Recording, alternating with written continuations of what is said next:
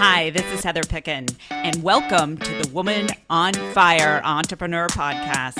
How to break through anything, become unstoppable, and be profitable. Learn how to align your mind. Yeah, I call that activating your money mojo. Market to your ideal clients and make money doing what you love. Tired of struggling and trying to figure things out? Do you tend to stop when things get tough? Well, I'm here to steer the ship out of the sea of overwhelm so that you can attract money and success in your business now.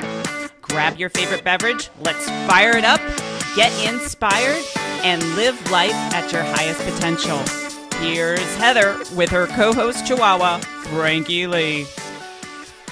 Well, hello, everyone, and welcome to another episode of the Woman on Fire Entrepreneur Podcast Show. And actually, I am just starting to change my format. So you may be watching this on my video channel. So hello, everyone. So excited. I highly recommend that you check out the show over there. If you go to youtube.com/Heather Picken, Picken. And I'm telling you, when we have video, it's going to be a lot more fun, I think. A lot more fun, exciting, and of course, inspiring for you. And so I just want to jump right into today's interview. And this is really about following your passion, doing what really excites you the most and listening. And this is the key, listening to the inner nudges. And this is exactly what Autumn Shields, my guest today. So Autumn, welcome so much, or welcome. Thank you so much for being a guest on my show. Thank you so much for having me. And so before we dive into this topic, because I think this is so important, now more than ever, we get pulled into like all these different directions, especially as women, we're not trusting ourselves. But before we get into that topic, I was wondering if you could share a little bit about your story and your background and how you help people. Sure. So my background as an entrepreneur, I really believe started around the age of 5 or 6. I loved setting up stores in my house and charging people. Everyone else was playing house and I was playing store in my house. But I've always just had that desire to run businesses. And I think I get that from my parents, my grandparents. There's a chain of businesses in my family that I just grew up in. And that's just what I thought people did. But I actually ended up in a government job. I felt my calling. I felt my first nudge was to help people by being a victim advocate and responding to crime victims and providing crisis counseling and court support. So I did that for many, many years. But that entrepreneur piece of me just kept burning inside of me. And I just kept kind of looking for ways to express that and create that. And I just couldn't figure out a way. I loved my job. I was one of those people that actually liked my job, my job. A lot of people don't, and that's why they look to get into business. But I actually loved my job, and I just couldn't figure out what would fit. And when I was introduced to network marketing, I had a lot of misconceptions about it. And I thought, oh my gosh, I am a professional. I am not doing anything like that. And as I started learning more about the industry and started connecting more with the industry and the company, I started realizing it is a way that I could be express and be an entrepreneur, but also keep my creative side in it and just really walk out who I truly am. I get to be unique. I get to be my own business builder. So I've been doing that for about 13 years now. And then from that, it's just kind of created a lifestyle. I built my business in Colorado, and now I live on Maui. I've been out here for a few years. It's been my dream to move out here.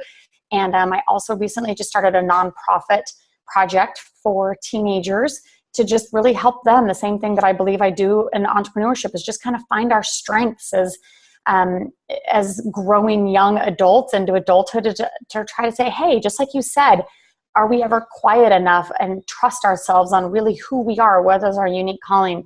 So I did that, and then unexpectedly a few years ago, that's when my book kind of popped out, Living Your Life Alive. And it's just really about just what you said, is following that nudge, because we get pulled in so many directions. And I think one of the scariest things is watching people not on their track. You see that they have these great skills or things, and they're just not using them, or they don't know how to be able to implement that. So that's pretty much my background and how I'm ended up here. I love that. I think stories, number one, are so inspiring because it connects other people that are watching this or listening to this right now saying, wow, if she can do it, I can do it. If I have this dream, I've got to listen to my inner nudge. And so one of the very first things I want to talk about is fear, because I know, in my personal journey and the clients that I work with, one of the biggest things that's holding people back from, really making an impact in the world, whatever it is that they want to do is fear. So what do you tell women that, let's say they've got this dream or they want to expand their dream, but they have the fear, they have the nudge that comes up? How would what are some tips and strategies that you would tell these women that are listening that you could really help? First of all, I think that it's normal. So if you can just recognize, look, I feel fear. This is normal. It's kind of like when somebody says, mom said there'd be days like this. I'm going to tell you as an entrepreneur, you're going to feel fear. That's okay. We all feel fear. And to me, I live a life like I'm so used to living out of the box and kind of being scared to do stuff daily that fear actually feels comfortable to me. But in the beginning, I was so scared. And somebody said to me, Autumn, you can walk in fear or you can walk in faith, but you cannot walk in both. It's a decision. And knowing that, and now that I've trusted this, I've actually tested this a lot, this concept, and walking it out in my own life, is that when you actually feel that nudge, I believe a lot of us have good ideas, but for some reason, if you have that desire, that passion, that thing that you're supposed to do, it's going to feel really scary. But know that the resources are going to appear. So whatever, it could even be hard data that you're collecting, like, oh, it's going to take $1 million to start that business or that project, or it's going to take this amount of investors or this amount of people, or you have to be to this specific place before you do this next specific thing. Know and trust that the resources will appear. That's part of the game. And being an entrepreneur is that if you know the game and you get really good at the game, you just learn that it's going to appear and the resources are going to appear. It does not mean that every day is going to be good. It does not mean that everything is going to come into fruition, but the things that are supposed to will. They show up in crazy places. And that's what I believe is really different between a nudge and good ideas. I think good ideas kind of come and go, or maybe the resources don't appear, but that thing that's just inside of you that keeps you up, that you're supposed to do. But sometimes I believe fears also, we make really big mountains out of molehills. And I think, oh, that's just not possible, or I couldn't do this, or that's going to take so much more time, and I'm already working a full-time job. Whatever it is, sometimes things are a lot easier. You just don't know it. And then there's other things that may be harder, but that is okay. Fear to me is FEAR. It stands for false evidence appearing real. And so many of the things that we're scared of, you guys, it doesn't even exist. It's just things that we think are really scary out there. But once we walk through it, it's not that tough at all. Exactly. And I like that you mentioned that, you're not going to wake up every day and it's going to go 100%. One of the things that I always share with people is that you have to embrace the pain and the pleasure of the pursuit of what you want to do, because if you have a balanced perception, then you have wisdom. And that is, it's easier to, quote unquote, conquer your fear, or however you want to language that. But I find like once you move through one level of fear, then you go to the next quote unquote illusion, if you will, because there's always going to be, other fears or perceived fears that you're going to find. So, I think it's just really taking that first step. And would you agree that one of the biggest things that can help people is getting a coach or getting a mentor, getting involved in something to where they don't have to do it by themselves? I think that is so essential. And I know for me personally, coaches that I've hired along the way have been extremely helpful, but also find an environment. And I've talked to very successful people inside and outside of network marketing. And the thing that network marketing has provided me is kind of that environment where I can say, you know what, I just really don't know if it's for me, but I can see she did it. And if she can do it, maybe I can do it. To me, I never believed that I could do it wholeheartedly, like 100%, but I thought it's possible. And so if you can just gain that, okay, it's possible, and I'm going in with that wisdom that you talked about and that balanced perception, when you do hit those dips, that's when coaching, I believe, really helps, because people can kind of coach you through that. And I especially think for women, there is a crazy playground going on between our ears. And it's just managing that junk between our ears. And it is really important what we're putting in, what we're seeing and what is in our ears. But I think with a good coach, where they can speak light and life into you, but also be really honest to say, Autumn, you might be having these great ideas, but you're not executing them. Like, why are you stuck right there? Or, whatever it is that somebody can actually analyze where you're at and give you some tangible tools. To me, it's really helped me fast forward. And it doesn't mean that I also see people on the other side of that, though, that just keep investing in coaches and books and tools and things like that. And they just still don't ever take the first step. You have to do both. You have to take the first step. You have to take the third step. You have to take the fifth step. Because I can hire the best coach in the world and just think, to me, it's like going to the gym. I can sit there and hire the best trainer in the world, but if I don't show up and I'm not doing the work, it's just, I hired a great personal trainer. So you have to be willing. To me, and when I made that investment to different coaches, I don't like wasting money. And so I wasn't going to, same with my gym membership. I don't want to just waste that money. And so when I put that money towards coaching, I wanted to make sure that I was willing and ready to do the work. And I invested and realized I'm going to do the work. Yeah, I love what you're saying about doing the work, because my background, I was actually in the fitness industry. I had a fitness training business, and it was always interesting. There was like two groups of people. One group, I would tell them exactly what to do. They would get amazing results. And then the other group, they would just kind of, do things kind of this and that. And I'm just saying, I can't follow you around 24 hours. No. And so you've got to have a strong why. Of course, that's number one, but you have to implement. Like, if you implement quickly, you'll find you get faster results. And I don't know about you, but I like to push people into their greatness, where, if you're working with a coach that's too easy on you, you're not going to grow. You grow on the border of challenge and support. You've got to have both, and you might find it. Let's just say your coach is supporting you, and then you've got your significant other challenging you. And I always say, that's a good thing, because if you're listening to your inner nudges, you're following, your passion, what you're here to do, you become unstoppable. I mean, to me, It's really about the journey and what we're doing. And who doesn't want to be unstoppable? Like, why do you want to do life halfway? To me, it's like, if you're going to hire that coach and be an entrepreneur, go all the way, be unstoppable, make it that dent in the world, not just an impact, dent it. I saw something the other day that said, it's not what I bring to the table, I bring the table. Have that attitude when you wake up, and, have that entrepreneurship to say, look, I'm going to do this. I'm going to do it big. And you don't have to be big today, and you don't have to fill those shoes today, but just know that is that vision. Why not?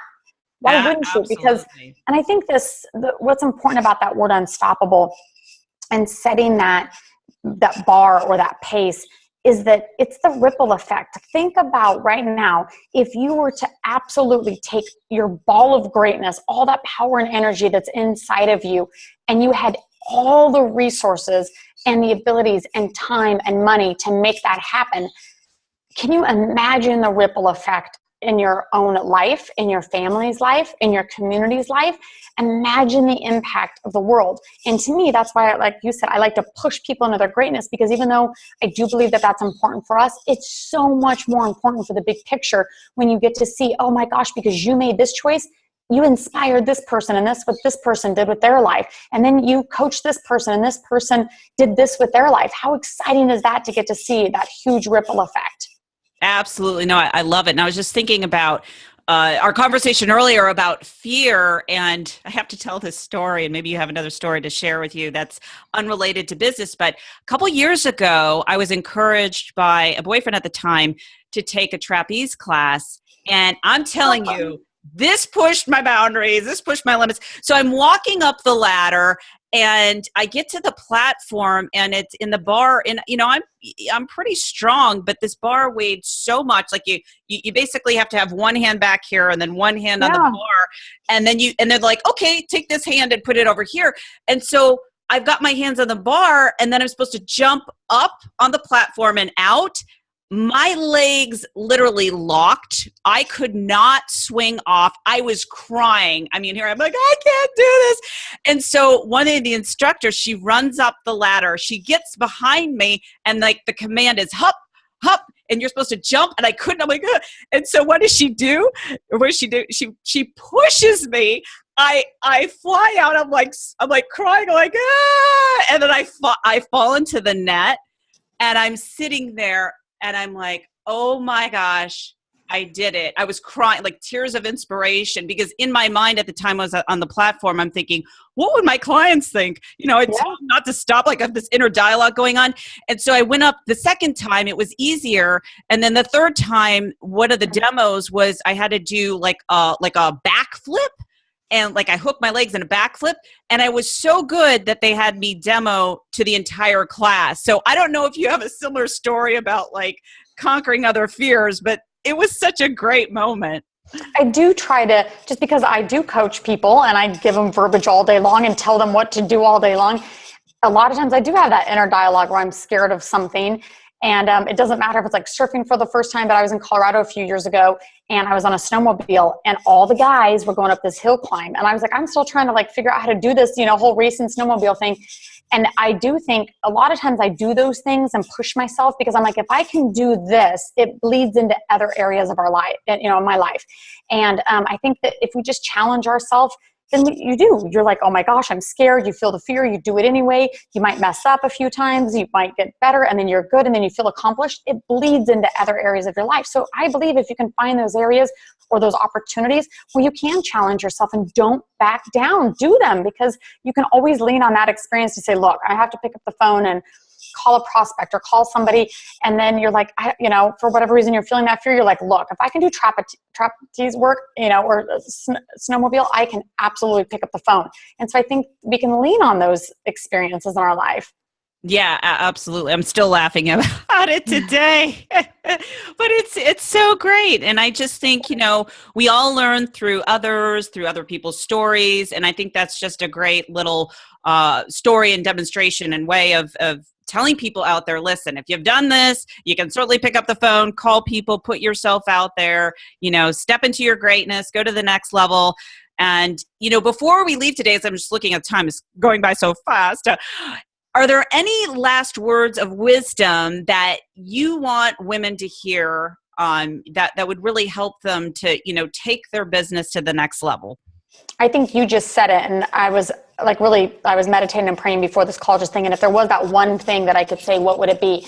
And I think, and then you just said it, so it reminded me to say it, is that you have to put yourself out there. Nobody else is going to do it for you. You cannot keep waiting. My 2016 you know, saying to myself, I never have New Year's resolutions. I always have a saying to myself is no waiting, meaning I can't wait on, you know, somebody to come along and rescue me. I can't come along and have somebody work my business for me. I cannot wait to the exact environment. You know, we always wait. Well, when I have more time, when I have more money, when this lessens up, when I have more of this, is that there's no waiting. And that as women, we tend to wait on everything to kind of line up, or for somebody, for us to kind of move our schedules around other people, or we have to maybe see things or feel secure in making those steps. But if you are not willing to put yourself out there, and it's not a selfish thing, it's not a self-promotion thing.